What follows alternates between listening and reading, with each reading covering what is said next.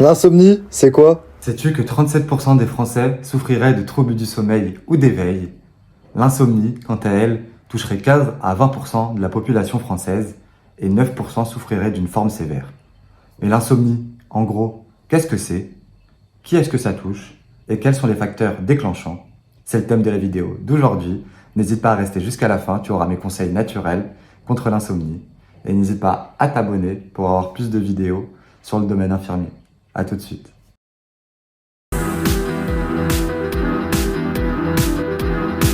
L'insomnie, elle se définit comme une insuffisance de sommeil en qualité ou en quantité, alors que les conditions sont favorables à un bon endormissement. Elle est caractérisée par des difficultés d'endormissement, des éveils nocturnes et ou un réveil trop précoce, avec la sensation de ne pas avoir récupéré suffisamment. Au quotidien, elle se traduit par une irritabilité, des difficultés de concentration, mais aussi de la fatigue ou une somnolence diurne qui ont des conséquences importantes à titre individuel et collectif, comme des absences au travail ou bien le risque d'accident. De nombreuses études ont décrit l'impact négatif à long terme du manque de sommeil sur l'état de santé. Au-delà d'une dégradation de la qualité de la vie, l'insomnie aggraverait les symptômes de maladies somatiques ou psychiatriques associées.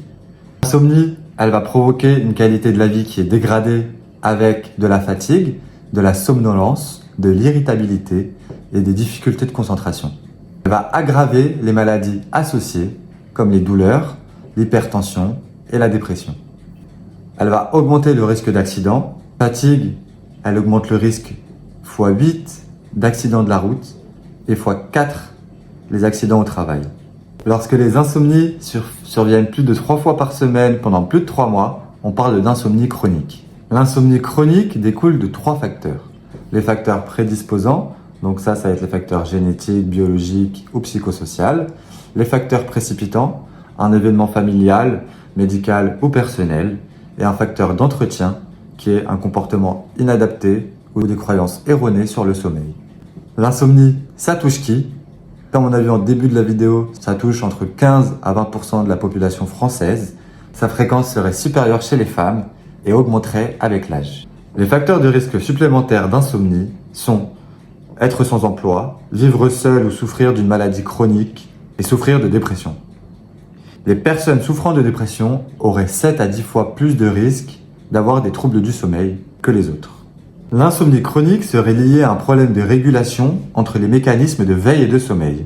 Les sujets souffrant d'insomnie présentent un hyperéveil caractérisé par une activité accrue du système nerveux central et de l'axe hypophyso-surrénalien en charge de la réponse au stress. Cet hyperéveil empêcherait le patient de basculer vers le sommeil. Par mes conseils naturels contre l'insomnie, ça va être de corriger les mauvaises habitudes.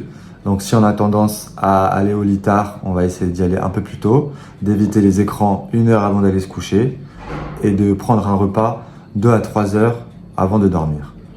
Sinon, il y a des thérapies cognitivo-comportementales que l'on peut mettre en place avec un thérapeute sur des méthodes d'endormissement qui peuvent être agréables et disponibles pour tout le monde. Et en dernier, le recours aux médicaments ne doit être que ponctuel et si vraiment nécessaire et que vous n'avez pas d'autre alternative. Voilà, c'était mes conseils contre les insomnies. Si vous en avez d'autres, n'hésitez pas à me les dire dans les commentaires en bas. On se retrouve pour d'autres vidéos sur le domaine infirmier. C'était Lao, ciao.